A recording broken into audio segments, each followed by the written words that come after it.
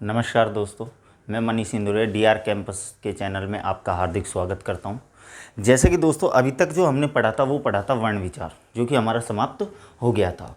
इसके बाद में दोस्तों दूसरा जो टॉपिक आता है उस टॉपिक को नाम दिया जाता है शब्द। दूसरा जो टॉपिक आता है उसको दोस्तों किस नाम से जाना जाता है? शब्द के नाम से जाना जाता है।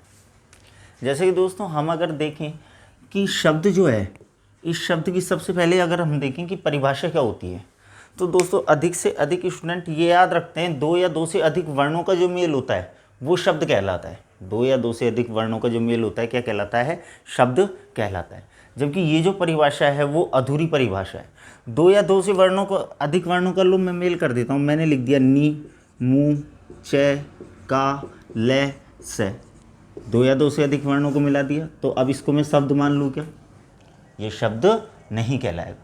यानी दो या दो से अधिक वर्णों का मेल तो होना चाहिए, लेकिन वो वर्णों का मेल कैसा होना चाहिए? सार्थक होना चाहिए दोस्तों। कैसा होना चाहिए? सार्थक। सार्थक का मतलब अर्थवान, यानी उसका कोई ना कोई अर्थ निकलना चाहिए। उसको हम किस नाम से जानेंगे? शब्द के नाम से जानेंगे। तो दो या दो से अधिक वर्णों का जो मेल होता है अगर वो सार्थक है तो ही वो शब्द कहलाएगा। अगर उसका कोई अर्थ नहीं निकल रहा है तो हम उसको शब्द नहीं मान सकते। जैसे कि दोस्तों अब हम इसकी अगर परिभाषा देखते हैं तो इसकी परिभाषा क्या हो जाएगी दोस्तों? दो या दो से अधिक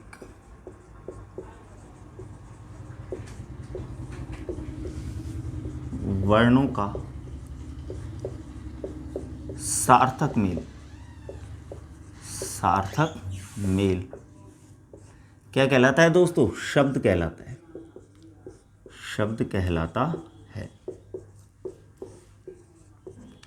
दो या दो से अधिक जो वर्ण है उनका कैसा मेल होना चाहिए? सार्थक मेल होना चाहिए। उसको हम किस नाम से जानते हैं? शब्द के नाम से जानते हैं। सार्थक का अर्थ ही क्या है दोस्तों? यहाँ पर सार्थक का अर्थ है अर्थवान। अर्थवान यानी उसका क्या निकलना चाहिए? कोई ना कोई अर्थ निकलना चाहिए, तभी वो शब्द है, अन्यथा वो शब्द नहीं है। दूसरा टाइप से अगर हम देखते हैं तो इसमें एक क्वेश्चन बनता है दोस्तों, उसको थोड़ा सा आप ध्यान रखना कि शब्द एक स्वतंत्र इकाई है।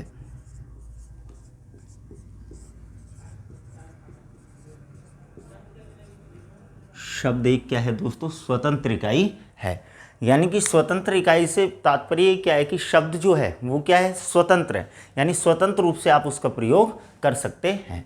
क्योंकि दोस्तों 3-4 बार ये क्वेश्चन उसने पूछ लिया, स्टूडेंटों को ये समझ में आए नहीं कि वो पूछना क्या चाह रहा है, क्या नहीं पूछना चाह रहा। वो क्वेश्चन देता है कि निम्न में से स्वतंत्र इकाई है। निम्न में से स्वतंत्र इकाई है।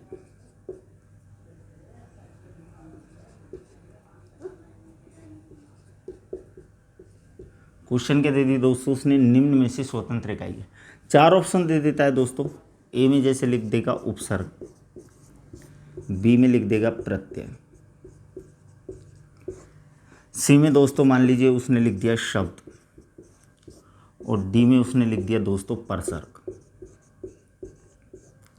अब क्वेश्चन उसने क्या पूछा है कि निम्न में से स्वतंत्र इकाई है। इन चारों में से यानी कि आपको ये बताना है स्वतंत्र इकाई कौन सी है। स्वतंत्र का मतलब है क्या? जिसका आप स्वतंत्र रूप से प्रयोग कर सकें, उसको क्या बोला जाता है? स्वतंत्र इकाई बोला जाता है। अब दोस्तों अगर हम बात करें उपसर्ग की, अगर हम देखें उपसर्ग के बारे में अगर हम देखें तो दोस्तों आप मेरे को बताइए उपसर्ग जो है इसका आप स्वतंत्र रूप से प्रयोग कर सकते हैं क्या? उपसर्ग का स्वतंत्र रूप से प्रयोग नहीं होता, क्योंकि आपने जैसा भी पढ़ा होगा उपसर्ग किसके पूर्व में लगता है? या तो धातु होनी चाहिए या कोई ना कोई शब्द होना चाहिए। इनके पूर्व में जो लगता है वो ही क्या कहलाता है? उपसर्ग कहलाता है। जैसे दोस्तों हम नॉर्मल सा उदाहरण देखते हैं। मान लीजिए हमने लिख दिया उपसर्ग होता है। उपनाम से क्या होता है? उपसर्ग। उपसर्ग का प्रयोग किया जाता है समीपता के अर्थ में। किसके अर्थ में किया जाता है दोस्तों? समीपता के अर्थ में, यानी समीप के अर्थ में। अब दोस्तों अगर मैं सीधा बोलूँ आपसे उप, एक मैं आपको बोलूँ समीपा, एक तो मैंने आपको क्या बोला? समीपा, तो आप समझ जाएंगे। लेकिन अगर मैं आपसे बोलूँ उप आ, तो आप उपकार समझेंगे कि समीप बुला रहे, ठीक है?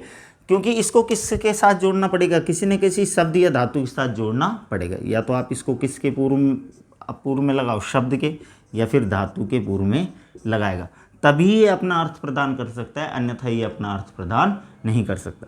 जैसे मैंने आपको बताया, हमने बोल दिया उपकृष्ण। क्या बोल दिया दोस्तों? उपकृष्ण। उपकृष्ण का अर्थ ही क्या हो गया? उप का मतलब समीप, कृष्ण का मतलब कृष्ण के, यानी कृष्ण के जो समीप है उसको हम क्या बोल देंगे? सीधा सीधा उपकृष्ण बोल देंगे। लेकिन अगर मैं यहाँ से कृष्ण को हटा दूँ और आपसे सीधा बोलूँ कि भाई इसका अर्थ बताओ, तो इसका कोई भी अर्थ नहीं निकलता। यानी कि इसको अर्थ प्रदान करने के लिए मेरे को किसकी आवश्यकता पड़ेगी? कोई ना कोई शब्द या धातु की आवश्यकता पड़ेगी। अब किसी का इसका अर्थ जब हम प्रदान करेंगे तो हमको किसी न किसी की आवश्यकता पड़ रही है। अब अगर आपको किसी न किसी की सहायता लेने की ज़रूरत पड़ रही है तो वो स्वतंत्र कैसे हो सकता है? वो स्वतंत्र नहीं हो सकता। यानी कि उपसर्ग जो है स्वतंत्र इकाई नहीं है, क्योंकि ये अपना अर्थ तभी प्रदान करेगा जब ये किसी शब्द या धातु के पूर्व में जुड़ेगा। सेकंड दोस्तों, उसने क्वेश्चन का आंसर दिया आपको प्रत्यय। तो दोस्तों आपने सुना होगा प्रत्यय धातु या शब्द के अंत में जो लगता है वो क्या कहलाता है? प्रत्यय कहलाता है। धातु या शब्द के अंत में जो लगता है वो क्या कहलाता है? प्रत्यय कहलाता है। यानी प्रत्यय भी अपना अर्थ कब प्रदान करता है? जब धातु और शब्द के किस में लगेगा?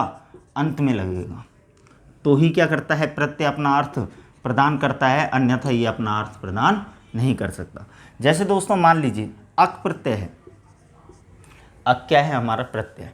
दोस्तों अक जो प्रत्यय है इसका अर्थ होता है करने वाला। करने वाले के अर्थ में इसका प्रयोग किया जाता है। अगर दोस्तों सीधा मैं आपसे बोलूं अक, तो आप अर्थ समझ जाएंगे कि अक का मतलब करने वाला है। क्यों? मेरे को इसके किसके अंत में लगाना पड़ेगा? या तो शब्द के अंत में लगाऊंगा या फिर किसके अंत में लगाना पड़ेगा? धातु के अंत में लगाना पड़ेगा। ठीक है। जैसे मान लीजिए मैंने पठ धातु लिख दी और इसमें मान लीजिए अक प्रत्यय जोड़ दिया। पठ धातु लिख दी, अक प्रत्यय जोड़ दिया। पठ का मतलब होता है पढ़ना। पठ धातु का प्रयोग किसके अर्थ में किया जाता है? पढ़ने के अर्थ में किया जाता है। अक जैसे ही मैंने प्रत्यय जोड़ दिया, अक का अर्थ ही क्या होता है? करने वाला। अब दोस्तों जब हम इनको मिलाएंगे तो शब्द क्या बनेगा? पाठक। शब्द क्या बनेगा? पाठक शब्द बनेगा। अब पाठक का अर्थ क्या निकलेगा? पढ़ने वाला। करने वाला अर्थ आ गया। लेकिन अगर मैंने जैसे मान लीजिए यहाँ से दोस्तों पठ को हटा दिया तो यहाँ पर अक का कोई भी अर्थ नहीं निकलता। ठीक है दोस्तों। तो यहाँ पर अगर हम देखें प्रत्यय, तो यानी प्रत्यय भी किसके अंत में लगना चाहिए? धातु या शब्द के अंत में लगना चाहिए, तभी अपना अर्थ प्रदान करता है, अन्यथा अपना अर्थ प्रदान नहीं करता। यानी इसको अपना अर्थ प्रदान करने के लिए किसी न किसी क्या लेनी पड़ेगी? सहायता लेनी पड़ेगी। इसलिए ये भी आंसर नहीं हो सकता। जैसा कि दोस्तों मैंने आपको बताया शब्द, ठीक है, शब्द जो होता है ये क्या है? अपनी एक स्वतंत्र इकाई है। मैंने मान लीजिए बोल दिया रमेश। मैंने क्या बोल दिया? रमेश। सो सीधा अर्थ पता चल रहा है भाई रमेश के विषय में बात कर रहा है, तो हमको पूरा पूरा अर्थ पता चल रहा है। इसको किसी की सहायता लेने की आवश्यकता नहीं है। मैंने बोल दिया वह। अब वह का मतलब ही क्या है? ये किसी न किसी के अर्थ में तो प्रयोग हो रहा है, तो मेरे को उसमें किसी की सहायता लेने की आवश्यकता नहीं हो रही। और जिसमें सहायता आपको लेनी नहीं पड़ रही, इसका मतलब ही क्या है? वो स्वतंत्र है। तो शब्द क्या है दोस्तों? हमारी एक स्वतंत्र इकाई है। कुछ दोस्तों स्टूडेंट क्या करते हैं, इसका सही आंसर चुनने के लिए परसर्ग का प्रयोग कर देते हैं, क्योंकि स्टूडेंट को यही नहीं पता परसर्ग होती क्या चीज़ है। स्टूडेंट को यही नहीं पता परसर्ग होती क्या चीज़ है। वो देखते हैं यार कुछ अलग ही आया ये परसर्ग, ये आंसर कर दो परसर्ग। परसर्ग दोस्तों कुछ भी नहीं है। विभक्ति जो होती है, हिंदी की जो विभक्ति होती हैं, इनको ही किस नाम से जाना जाता है? परसर्ग के नाम से जाना जाता है। पर का मतलब होता है बाद में, सर का मतलब होता है मिलना। पर का मतलब होता है बाद में, सर का मतलब होता है मिलना। यानी बाद में जो मिलता है वो क्या कहलाता है? परसर्ग। जैसे कि दोस्तों आपने हिंदी की विभक्तियों के बारे में सुना होगा। जैसे हम नहीं बोलते कर्ता ने, कर्म को, करण से, द्वारा, ठीक है, संप्रदान के लिए, अपादान से, अलग होने के अर्थ में, संबंध का, के की, और अधिकरण में पर।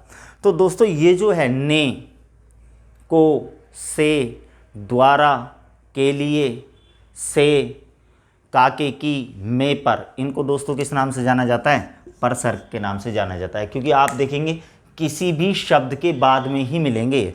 मैं यही बोल सकता हूँ रमेश ने खाना खाया। रमेश ने खाना खाया।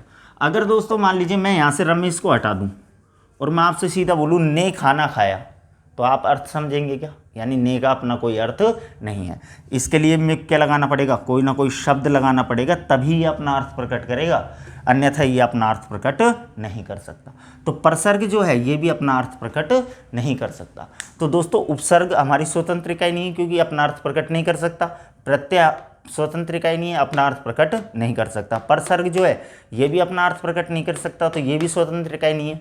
केवल शब्द जो है ये क्या कर सकता है, अपना स्वतंत्र का अर्थ प्रदान कर सकता है। इसलिए दोस्तों हमारी शब्द की जो शब्द से इकाई है, स्वतंत्र जो इकाई है, उसको किस नाम से जाना जाता है, शब्द के नाम से जाना जाता है। क्लियर दोस्तों, यहाँ पर ये लाइन मैंने क्यों लिखी है कि शब्द एक क्या है, स्वतंत्र इकाई है। इसको तो दोस्तों ध्यान रखना, काफ़ी बार 5-6 बार इस क्वेश्चन को उसने रिपीट कर दिया। क्वेश्चन सीधा देता है कि निम्न में से स्वतंत्र इकाई है, या सीधा दे देगा स्वतंत्र इकाई है। 4 लिख के देगा आपको, मैंने आपको बता दिया। ऑप्शन उल्टे सीधे ये जरूर हो सकते हैं, उपसर्ग यहाँ दे दे, शब्द यहाँ दे दे, परसर्ग कि यहाँ पर दे दे, प्रत्यय यहाँ दे दे, ऐसा जरूर कर सकता है। लेकिन ऑप्शन 4 आपको यही मिलेंगे, क्योंकि उसको अच्छे से पता है कि अधिकतर जो स्टूडेंट है वो आंसर क्या कर देंगे, परसर्ग आंसर कर देंगे, क्योंकि स्टूडेंटों को ये पता ही नहीं होता। कई टीचरों को ये नहीं पता परसर्ग क्या चीज़ होती है। जैसे एसआई का जो पेपर होता है, उसमें दोस्तों जब उसने सिलेबस लगा रखा है, तो सिलेबस में उसने विभक्ति तो लिख नहीं रखा, उसने एसआई के सिलेबस में क्या लिख रखा है, सीधा सीधा परसर्ग लिख रखा है। अब स्टूडेंट ये देखता है यार परसर्ग क्या चीज़ आ गई, हिंदी में कहीं हमने परसर्ग पढ़े ही नहीं। भाई जो विभक्ति आप पढ़ते हैं, जैसे ही आप कारक पढ़ते हैं, जैसे ही आप क्या पढ़ते हैं, कारक, उनके साथ ही आप विभक्ति पढ़ लेते हैं। भाई जैसे मैंने आपको बोल दिया कर्ता कारक, तो कर्ता कारक का चिन्ह क्या होता है, ने होता है। मैंने आपको बोल दिया कर्म कारक, कर्म कारक का मतलब ही क्या हो गया, कर्म का चिन्ह क्या होता है, को। अब मैंने केवल आपको ये बता दिया भाई ये क्या है, चिन्ह है, या फिर इनको क्या बोल दिया जाता है, विभक्ति बोल दिया जाता है। जबकि इनका हिंदी का जो शब्द है वो शब्द क्या है दोस्तों, परसर्ग शब्द है। तो इसमें आप कन्फ्यूजन मत होना, परसर्ग क्या होता है। देखिए उपसर्ग मैंने आपको बता दिया, सर्ग का मतलब होता है मिलना, उप का मतलब समीप में, समीप में जो मिलता है वो तो क्या है, उपसर्ग। यहाँ पर उसने क्या दे रखा है, परसर्ग। सर्ग का मतलब वही अपना मिलना ही होता है, क्योंकि यहाँ पर भी सर्ग का मतलब अपने मिलना लिया था, और यहाँ पर भी सर्ग का अर्थ क्या होता है, मिलना। पर का मतलब ही क्या होता है, बाद में। पर का मतलब ही क्या होता है, बाद में, यानी बाद में जो मिलता है वो क्या कहलाता है, परसर्ग कहलाता है। बाद में कौन मिलती है हमको, विभक्ति मिलती है, से हुआ, द्वारा हुआ, का के की हुआ, ने, पर वगैरह ये हुए, ये विभक्ति जो होती है इनको किस नाम से जाना जाता है, परसर्ग के नाम से जाना जाता है। तो दोस्तों हमको जो यहाँ पर याद रखने की बात है कि शब्द क्या होता है, स्वतंत्र होता है। शब्द का आप स्वतंत्र रूप से प्रयोग कर सकते हैं। अब दोस्तों अगर बात करें कि शब्द होते कितने प्रकार के, शब्द होते कितने प्रकार के, तो दोस्तों अधिकतर बुकों में अधिकतर टीचर यही बताते हैं कि शब्द 2 प्रकार का होता है, एक विकारी शब्द और एक अविकारी शब्द। 2 प्रकार के शब्द बताते हैं, एक तो कौन सा होता है, विकारी शब्द, और एक अविकारी शब्द। भाई जिसमें विकार उत्पन्न हो जाए, विकार का मतलब ही होता है परिवर्तन, विकार का मतलब ही क्या होता है, परिवर्तन, यानी जिसमें आप परिवर्तन कर सकें वो तो कौन सा शब्द है, विकारी शब्द। अब अविकारी का मतलब ही क्या हो जाएगा, जिसमें विकार उत्पन्न नहीं होता, यानी कि जिस शब्द को आप परिवर्तित नहीं कर सकते वो क्या कहलाएगा, अविकारी शब्द कहलाएगा। जैसे दोस्तों एक बात बताइए आप, वह जो है उसको आप चेंज कर सकते हैं कि नहीं कर सकते, उसको आप चेंज कर सकते हैं। आप वह है, एक वचन का है, बहुवचन में चेंज कर दो, वे हो जाएगा। यहाँ है, इसको चेंज कर सकते हो क्या, एक वचन के साथ लगा लो चाहे बहुवचन के साथ लगा लो। मैंने बोल दिया वह यहाँ बैठा है, तो भी यहाँ ही आया है। मैंने बोल दिया वे सब यहाँ बैठे हैं, बहुवचन के साथ में भी क्या आ रहा है, यहाँ ही आ रहा है। पुल्लिंग के साथ में लगा लो आप, रमेश यहाँ बैठा है, तो भी यहाँ आ रहा है। स्त्रीलिंग के साथ लगा लो आप, गीता यहाँ बैठी है, तो भी क्या आ रहा है, यहाँ ही आ रहा है। आप चाहे भूतकाल में लगा लो, चाहे वर्तमान काल में, चाहे भविष्य काल में लगा लो।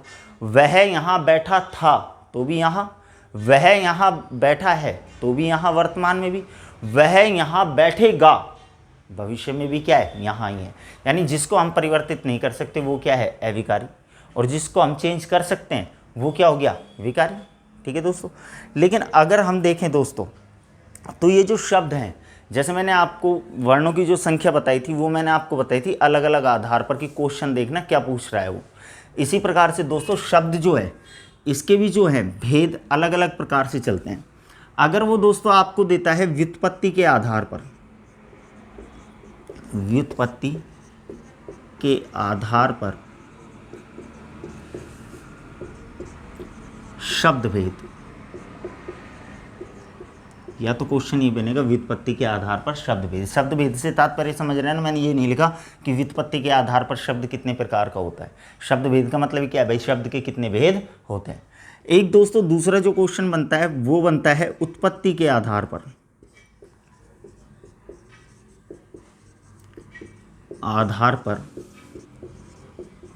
शब्द भेद,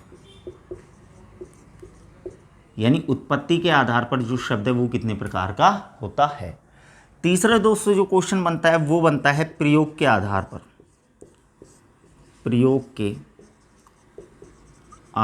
पर शब्द भेद, यानी प्रयोग के आधार पर शब्द कितने प्रकार का होता है। और एक दोस्तों एक बात और ध्यान रखना, अगर वो कोई भी आधार नहीं लगा रहा, वो आपसे सिंपल क्वेश्चन पूछ रहा है शब्द कितने प्रकार का होता है। सिंपल क्वेश्चन पूछ रहा है दोस्तों, उसने कुछ लगाया ही नहीं है कि किसके आधार पर है, किसके आधार पर नहीं है। अगर सिंपल आपसे क्वेश्चन पूछ रहा है शब्द कितने प्रकार का होता है, इसका मतलब ही क्या है, वो किसके आधार पर पूछ रहा है आपसे, प्रयोग के आधार पर ही पूछ रहा है। अब वहाँ पर पूरा तो देता नहीं है, जबकि ये प्रयोग जो है इसका प्रयोग का मतलब ही क्या है, वाक्य में प्रयोग के आधार पर। क्वेश्चन ही क्या है दोस्तों, वैसे तो वाक्य में प्रयोग के आधार पर शब्द कितने प्रकार का होता है, लेकिन वाक्य वगैरह तो देता नहीं है, सीधा सीधा लिख देता है प्रयोग के आधार पर शब्द। अब प्रयोग का मतलब ही क्या है कि वाक्य में आप किस आधार पर यानी कितने प्रकार से शब्दों का प्रयोग कर सकते हैं। और एक जो दोस्तों यानी कि इन दोनों का आंसर ही क्या होगा दोस्तों, दोनों का आंसर एक ही होगा भाई। या तो आप प्रयोग के आधार पर कह दो या सिंपल पूछ लो शब्द कितने प्रकार का होता है। और एक जो दोस्तों क्वेश्चन बनता है वो बनता है अर्थ के आधार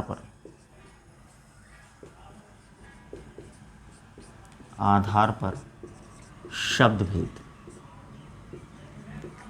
कि अर्थ के आधार पर जो शब्द है वो कितने प्रकार का होता है। इस चार टाइप से दोस्तों क्वेश्चन बनते हैं, चारों के आंसर अलग अलग होते हैं।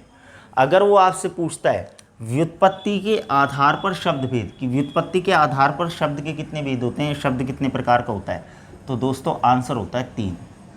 व्युत्पत्ति के आधार पर शब्द कितने प्रकार का होता है, 3 प्रकार का होता है। अगर दोस्तों वो क्वेश्चन आपसे पूछ रहा है उत्पत्ति के आधार पर शब्द भेद, यानी उत्पत्ति के आधार पर शब्द कितने प्रकार का होता है, तो उत्पत्ति के आधार पर शब्द होता है दोस्तों 4 प्रकार का। अगर वो आपसे पूछ रहा है प्रयोग के आधार पर शब्द कितने प्रकार का होता है, या फिर आपसे सीधा सिंपल ही क्वेश्चन पूछ रहा है कि शब्द कितने प्रकार का होता है, तो दोस्तों इसका आंसर होता है 2। इसका आंसर क्या होता है, 2 आंसर होता है। और अगर दोस्तों वो पूछ रहा है आपसे अर्थ के आधार पर शब्द भेद, कि अर्थ के आधार पर शब्द के कितने भेद होते हैं, अर्थ के आधार पर शब्द कितने प्रकार का होता है, तो अर्थ के आधार पर भी शब्द कितने प्रकार का होता है, 2 प्रकार का होता है। एक बात और ध्यान रखना दोस्तों, जैसे वो अगर आपको दे कि प्रयोग के आधार पर शब्द कितने प्रकार का होता है, या सिंपल पूछे शब्द कितने प्रकार का होता है, तो पहला आंसर तो क्या होता है दोस्तों, 2। अगर आपको ऑप्शन में 2 नहीं मिले तो फिर 101% ऑप्शन में फिर 8 दे रखा होगा, या तो आंसर क्या दे रखा होगा, 2 दे रखा होगा। अगर ऑप्शन में 2 नहीं हो तो ऑप्शन में क्या मिलेगा, सेकंड आंसर आपको 8 आंसर मिलेगा। यानी कि अब कई स्टूडेंटों को ये होगा अगर सर दोनों दे दे तो दोनों दे दे तो मैंने फर्स्ट किसके ऊपर लगा रखा है, 2 के ऊपर, यानी फर्स्ट आंसर तो अपन क्या करना है, 2। अगर ऑप्शन में 2 हमको मिले ही नहीं तो हमको आंसर क्या करना है, 8 आंसर करना है। जबकि दोस्तों अगर आपने देखा होगा तो ऑप्शन इस प्रकार से नहीं मिलते कि वो आपको ऐसे देगा 2 4 6 8, इस प्रकार से नहीं, वो क्रम से ही देता है ऑप्शन। जब देता है 2 3 4 5, या फिर इस प्रकार से देगा 5 6 7 8, क्रम से ही देता है वो ऑप्शन। तो यानी कि या तो ऑप्शन में हमको क्या मिलेगा, 2, तब तो हम आंसर क्या करेंगे, 2। अगर ऑप्शन में 2 दे ही नहीं रखा तो आंसर क्या कर दिया जाएगा, 8 आंसर कर दिया जाएगा। तो दोस्तों अब देखें हम अगर, तो दोस्तों 2013 का अगर आप 3rd ग्रेड का पेपर देखेंगे, 2013 में दोस्तों ये क्वेश्चन पूछा गया था। उसके बाद में पटवारी और एसआई वगैरह में पूछा जा चुका है। उन्होंने पूछा था व्युत्पत्ति के आधार पर शब्द कितने प्रकार का होता है। क्वेश्चन तो उन्होंने क्या पूछा था, व्युत्पत्ति के आधार पर शब्द कितने प्रकार का होता है। स्टूडेंट सीधा सीधा आंसर करके आगे दो प्रकार का आंसर उन्होंने क्या कर दिया, दो प्रकार का। उन्होंने इस बात पर ध्यान दिया ही नहीं कि व्युत्पत्ति वगैरह के बारे में पूछ रहा है, वो सीधा सीधे क्या समझने लग गए, भाई शब्द पूछ रहा है, शब्द कितने प्रकार का होता है, तो शब्द कितने प्रकार का होता है, दो प्रकार का। किताबों में जैसे ही हम शब्द स्टार्ट करते हैं तो उसने दे रखा है शब्द दो प्रकार का होता है, विकारी और अविकारी, जबकि वहाँ पर क्वेश्चन क्या था, व्युत्पत्ति के आधार पर शब्द भेद, कि व्युत्पत्ति के आधार पर शब्द कितने प्रकार का होता है। दोस्तों कुछ स्टूडेंटों को ये और शंका हो रही होगी कि व्युत्पत्ति और उत्पत्ति ये अलग अलग चीज़ें होती हैं क्या, तो बिल्कुल दोस्तों दोनों चीज़ें अलग अलग हैं। व्युत्पत्ति का मतलब होता है दोस्तों बनावट, व्युत्पत्ति का मतलब ही क्या होता है, बनावट, और दोस्तों उत्पत्ति का अर्थ होता है उत्पन्न, उत्पत्ति का अर्थ क्या होता है, उत्पन्न। यानी कि जब वो व्युत्पत्ति के आधार पर पूछ रहा है तो व्युत्पत्ति का अर्थ ही क्या है हमारा, बनावट। बनावट यानी शब्द बनता कितने प्रकार से है, तो शब्द तीन प्रकार से बन सकता है। अब दोस्तों उत्पत्ति, उत्पत्ति का अर्थ ही क्या होता है, उत्पन्न, यानी आपकी हिंदी में जो शब्द उत्पन्न हुए हैं वो कितने प्रकार से उत्पन्न हुए हैं।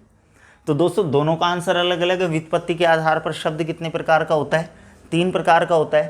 पहले को नाम दिया जाता है व्युत्पत्ति के आधार पर जो तीन प्रकार का शब्द है, वो दोस्तों आप नोट कर लीजिए कौन कौन से हैं।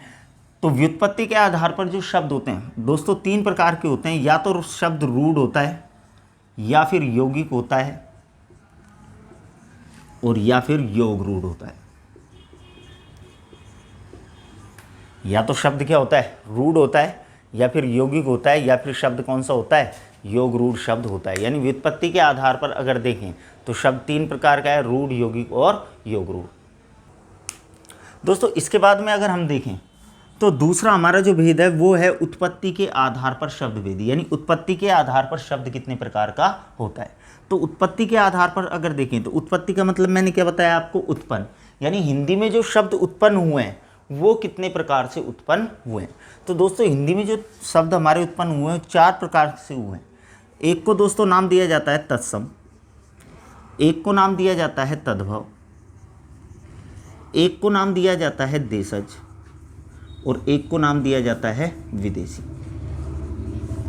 यानी हमारे जो हिंदी में शब्द आए या तो वो तत्सम शब्द होगा, या तो संस्कृत से लिया हुआ होगा, या तद्भव शब्द होगा जो संस्कृत से उत्पन्न हुए, या फिर देशज शब्द जो हमारे क्षेत्रीय भाषा में बोले जाते हैं वो देशज शब्द है, या फिर हमारे ऊपर विदेशों ने जो राज किया है तो उनके शब्द भी हमारी हिंदी भाषा में प्रचलित हो गए।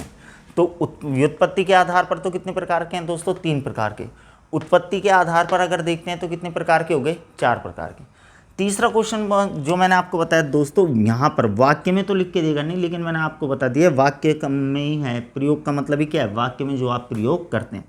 तो प्रयोग के आधार पर शब्द भेद पूछेगा कि प्रयोग के आधार पर शब्द कितने प्रकार का होता है। या फिर मैंने आपको बोला कि अगर वो कोई भी आधार नहीं लगा रहा और आपसे सीधा पूछा जा रहा है कि शब्द कितने प्रकार का हो रहा है, इसका मतलब ही क्या है, वो प्रयोग के आधार पर पूछ रहा है कि वाक्य में आप प्रयोग किस प्रकार से करते हैं।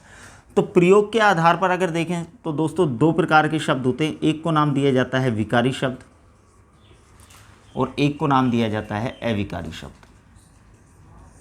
एक को तो दोस्तों क्या नाम दिया जाता है, विकारी शब्द, और एक को क्या नाम दे दिया जाता है, अविकारी शब्द नाम दे दिया जाता है। अब दोस्तों यदि हम विकारी शब्दों की बात करें तो विकारी जो शब्द हैं ये चार प्रकार के होते हैं। विकारी शब्द के भी कितने भेद है, चार भेद। विकारी जो शब्द है ये चार प्रकार का होता है। पहला होता है संज्ञा, दूसरा होता है सर्वनाम, तीसरा होता है विशेषण, और चौथा होता है क्रिया। विकारी जो शब्द है इसके चार भेद हैं। एक तो क्या होता है हमारा संज्ञा, एक होता है सर्वनाम, एक होता है विशेषण, एक होता है क्रिया। इस चार प्रकार से हमारे क्या होते हैं, विकारी शब्द। दूसरे दोस्तों बात करें अविकारी शब्द की, तो अविकारी जो शब्द हैं, अविकारी शब्द भी चार प्रकार के होते हैं। अविकारी शब्द के भी कितने भेद हैं, चार भेद। पहले को नाम दिया जाता है क्रिया विशेषण, क्रिया विशेषण। दूसरे को नाम दिया जाता है दोस्तों संबंधवाचक, संबंधवाचक। तीसरे को नाम दिया जाता है दोस्तों समुच्चय बोधक,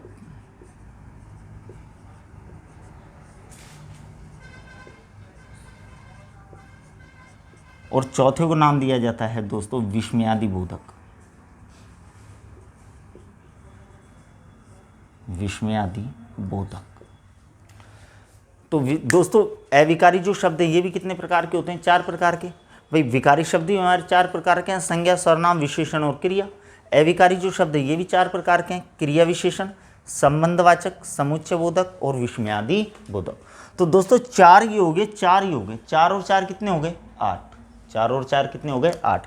इसलिए दोस्तों मैंने आपको दूसरा जो आंसर बताया था कि अगर ऑप्शन में 2 आंसर नहीं मिलेगा तो ऑप्शन में फिर हमारा आंसर क्या मिलेगा? 8 आंसर मिलेगा, क्योंकि विकारी 4 प्रकार के हैं, अविकारी भी कितने प्रकार के हैं? 4 ही प्रकार के हैं। तो विकारी और अविकारी दोनों अलग अलग हो जाएंगे। अगर पहले आंसर हमको करना है 2 आंसर, ऑप्शन में जब 2 हो ही नहीं तो ही हमको किस पर जाना है? 8 आंसर पर जाना है। अगर दोनों भी ऑप्शन में दे रखे हों तो हमको पहला आंसर क्या करना है? 2 आंसर करना है। चौथे टाइप का जो दोस्तों मैंने आपको क्वेश्चन बताया था कि अर्थ के आधार पर शब्द के कितने भेद होते हैं? अर्थ के आधार पर शब्द के कितने भेद होते हैं? तो अर्थ के आधार पर जो शब्द होता है दोस्तों वो 2 प्रकार का होता है। अर्थ के आधार पर शब्द कितने प्रकार का होता है? 2 प्रकार। एक को नाम दिया जाता है सार्थक शब्द और एक को नाम दिया जाता है निरर्थक शब्द। एक को तो क्या नाम दिया जाता है? सार्थक शब्द। एक को नाम दिया जाता है निरर्थक शब्द। जैसा कि दोस्तों एक बात बताइए, अर्थ से ही पता यानी शब्द से ही पता चल रहा है, स प्लस अर्थक क्या बन जाएगा? सार्थक। स का मतलब होता है सहित, अर्थक का मतलब अर्थवान, यानी जिसका कोई ना कोई अर्थ निकलता है वो तो क्या कहलाएगा? सार्थक। निर जो उपसर्ग है वो रहित के अर्थ में आता है। निर उपसर्ग का प्रयोग किसके अर्थ में किया जाता है? रहित के अर्थ में किया जाता है। तो निर उपसर्ग प्लस अर्थक यानी जिसका कोई अर्थ नहीं निकले। ठीक है, तो जिसका कोई ना कोई अर्थ निकलता है वो तो कौन शब्द कहलाता है? सार्थक शब्द। और जिसका कोई अर्थ नहीं निकलता वो कौन सा कहलाता है? हमारा निरर्थक शब्द कहलाता है। कुछ किताबों में दोस्तों ये दे रखा है कि अर्थ के आधार पर जो शब्द हैं वो 3 प्रकार के दे रखे होंगे दोस्तों। वो कितने प्रकार के दे रखे हैं? 3 प्रकार के। दोस्तों आपने एक शब्द शक्ति का नाम सुना होगा, हिंदी में शब्द शक्तियाँ चलती हैं। ठीक है, तो आपने सुना होगा 3 प्रकार की शब्द शक्ति होती हैं, अभिधा, व्यंजना और लक्षणा। 3 प्रकार की शब्द शक्ति हैं। इनके जो अर्थक शब्द होते हैं, यानी अभिधा में वाच्यार्थक होता है शब्द, ठीक है, लक्षणा में लक्षार्थक शब्द होता है और व्यंजना में व्यंग्यार्थक शब्द होता है। तो वहाँ पर उन्होंने लिख रखा है वाच्यार्थक, लक्षार्थक और व्यंग्यार्थक शब्द कि अर्थ के आधार पर ही। लेकिन दोस्तों वहाँ पर अर्थ के आधार का मतलब नहीं है, वो है शब्द शक्ति के अर्थ के आधार पर, शब्द शक्ति के अर्थ के आधार पर नहीं। अर्थ के आधार पर देखें तो अर्थ के आधार का मतलब ही क्या है? या तो किसी शब्द का अर्थ निकल रहा होगा या फिर उसका अर्थ नहीं निकल रहा होगा। क्योंकि दोस्तों क्या है, हमारी हिंदी में हम सार्थक शब्दों के साथ साथ निरर्थक शब्दों का भी प्रयोग कर देते हैं, क्योंकि वो हमारे किस में आ गए? बोलचाल में आ गए। तो वो हमारे बोलचाल में आए हुए हैं शब्द, इसलिए हम उनका हिंदी में प्रयोग कर देते हैं। जिनमें से एक शब्द सार्थक होता है, एक शब्द क्या होता है? निरर्थक होता है। जैसे दोस्तों हम डेली उपयोग में देखें, हम घर में ही बोल देते हैं चाय वाय बना ले। हमने क्या बोला? चाय वाय बना लिया, चाय वाय लिया। अब दोस्तों चाय शब्द का तो अर्थ होता है, वाय शब्द का कोई अर्थ नहीं होता, लेकिन हमने फिर भी क्या कर दिया? इसका प्रयोग कर दिया। यानी चाय तो क्या कहलाएगा? सार्थक शब्द। अब हमने उसके साथ में किसका प्रयोग कर दिया? वाय का प्रयोग कर दिया, जो कि क्या है? निरर्थक शब्द है। अपन बोल देते हैं रोटी वोटी बन गई। क्या रोटी तो बन जाएगी, वोटी कैसे बनेगी? यानी रोटी तो क्या हो गया? सार्थक, लेकिन वोटी क्या हो गया? निरर्थक शब्द कहलाएगा। हम बोल देते हैं पानी वानी पिला दे। पानी तो पिला देगा, वानी कैसे पिलाएगा भाई? तो यानी पानी तो क्या हो गया? सार्थक शब्द। वानी क्या हो गया? निरर्थक शब्द। चलो मैं आपको नॉर्मल सा उदाहरण देता हूँ भाई। अपन सीधा बोल देते हैं अड़ोस पड़ोस या फिर अड़ोसी पड़ोसी। तो पड़ोसी का तो अर्थ निकलता है दोस्तों पास में रहने वाला। पड़ोसी का तो अर्थ होता है जो आपके पास में रहता है वो क्या है? आपका पड़ोसी है। अड़ोसी का अर्थ क्या होता है दोस्तों? अड़ोसी का तो कोई अर्थ नहीं होता। अड़ोसी का अर्थ आप ये थोड़ी लेंगे कि अड़ के रहने वाला। ठीक है, तो यानी पड़ोसी जो है वो तो कैसा हो गया? हमारा सार्थक शब्द हो गया। लेकिन अड़ोसी जो है वो क्या हो गया? निरर्थक शब्द हो गया। हम दोस्तों हमारा क्या है, ये बोलचाल की भाषा में आ गए, इसलिए हम इनका क्या कर देते हैं? प्रयोग में ले लिया जाता है। जो समझ गए तो सार्थक शब्द क्या होता है, निरर्थक शब्द क्या होता है। हम कई बार बोलते हैं कहाँ जा रहा है? आटा पिसाने जा रहा हूँ। अरे यार आटा है तो पिसाएगा क्या इसको? आटा है तो पिसाएगा क्या?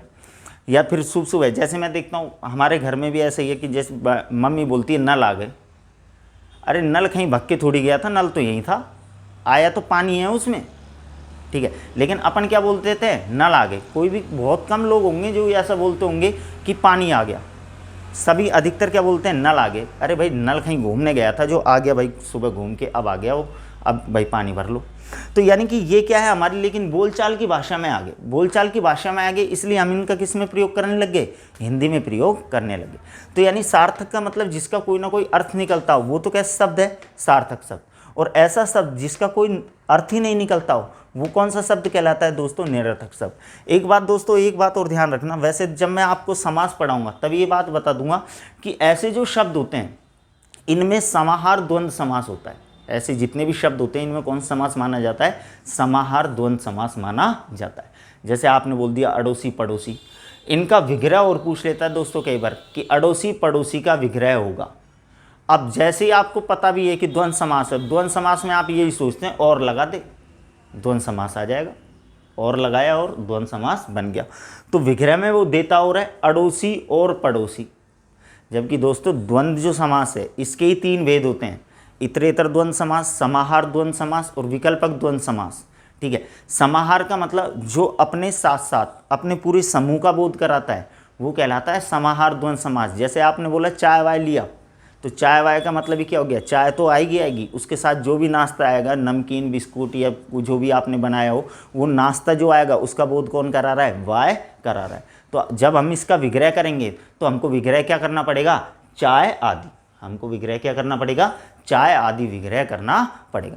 तो इस प्रकार से दोस्तों हमारे ये क्या है, व्युत्पत्ति के आधार पर शब्दों का क्या है, वर्गीकरण। एक बात ध्यान रखना दोस्तों, जब तक हमारा शब्द टॉपिक चलेगा, आपको मैंने इसलिए ये स्ट्रक्चर इसलिए बनवा दिया है कि अब करके हमारे एक एक करके ये सारे शब्द चलेंगे। ये नहीं कि ये हमारा टॉपिक शब्द टॉपिक खत्म हो गया, क्योंकि अब एक एक करके चलेंगे। रूढ़ क्या होता है, यौगिक क्या होता है, योग रूढ़ क्या होता है, तत्सम शब्द, तद्भव शब्द, देशज शब्द, विदेश शब्द क्या होते हैं, संज्ञा क्या होती है, सर्वनाम क्या होता है, विशेषण क्या होता है, क्रिया क्या होती है, इनके कितने कितने भेद होते हैं, क्रिया विशेषण क्या होता है, इसके कितने भेद होते हैं, संबंधवाचक क्या होता है, समुच्चयबोधक क्या होता है, विस्मयादिबोधक क्या होता है। तो ये अभी एक एक करके चलेंगे।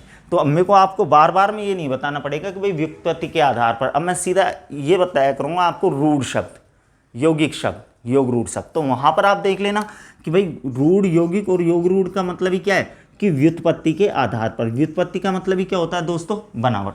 अगर मैं आपको तत्सम तद्भव देशज विदेशी पढ़ा रहा हूँ तो इसका मतलब ही आप समझ लेना ये किसके आधार पर चल रहे हैं, उत्पत्ति के आधार पर चल रहे हैं, क्योंकि उत्पत्ति का मतलब ही क्या होता है, उत्पन्न होना।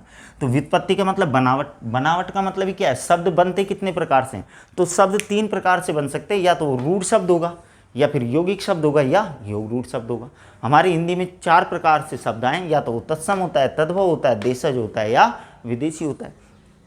प्रयोग के आधार पर देखें, प्रयोग का मतलब ही क्या है, वाक्य में जब मैं शब्दों का प्रयोग करता हूँ, तो वाक्य में जब आप प्रयोग करते हो तो एक बात बताइए, उसमें या तो संज्ञा का प्रयोग किया होगा, या सर्वनाम का, या विशेषण का, या क्रिया का, या फिर क्रिया विशेषण का प्रयोग किया होगा, संबंधवाचक का, समुच्चयबोधक का, या फिर विस्मयादिबोधक का आपने प्रयोग किया होगा। जैसे मैंने बोल दिया रमेश प्रतिदिन खाना खाता है, रमेश प्रतिदिन खाना खाता है। अब मान लीजिए मैंने ये वाक्य बोल दिया, या हमने बोल दिया रमेश प्रतिदिन सुबह खाना खाता है, तो रमेश तो क्या हो गई, संज्ञा, प्रतिदिन चेंज नहीं कर सकते, और जो चेंज नहीं कर सकते किसके अंतर्गत आएगा, अविकारी के अंतर्गत। अविकारी में भी क्या में आएगा, जैसे हम अभी इनको एक एक लेके जैसे चलेंगे, क्रिया विशेषण, तो इसमें आएगा एक कालवाचक क्रिया विशेषण। तो प्रतिदिन और सुबह किसके अंतर्गत आएंगे, कालवाचक। खाना खाता है, तो खाना क्या है, कर्म ही तो है, यह किसके अंतर्गत आएगा, संज्ञा के अंतर्गत आएगा। खाता है क्या है, क्रिया है, किसके अंतर्गत आ जाएगा, क्रिया। यानी वाक्य में जो आप प्रयोग कर रहे हैं वो इनमें से ही तो कोई ना कोई शब्द आ रहा है, ठीक है। तो वाक्य में प्रयोग के आधार पर यह आपसे सीधा पूछ ले शब्द कितने प्रकार का होता है, पहला आंसर हमारा 2 है कि विकारी और अविकारी। अगर ऑप्शन में विकारी और अविकारी नहीं मिलता तो हमको आंसर क्या कर देना है, 8 आंसर कर देना है, क्योंकि विकारी के 4 भेद हैं, अविकारी के कितने भेद हैं, 4। 4 और 4 कितने हो जाते हैं, 8। तो हमको आंसर क्या कर देना, 8 आंसर कर देना है। और अर्थ के अगर आधार पर वह पूछता है तो अर्थ के आधार पर कितने प्रकार के होते हैं, 2 प्रकार के होते हैं दोस्तों, सार्थक और निरर्थक। धन्यवाद दोस्तों। इसके बाद में हमारे एक एक शब्द चलेंगे, रूढ़, यौगिक, योग रूढ़, एक एक करके हम इनको पढ़ेंगे। धन्यवाद।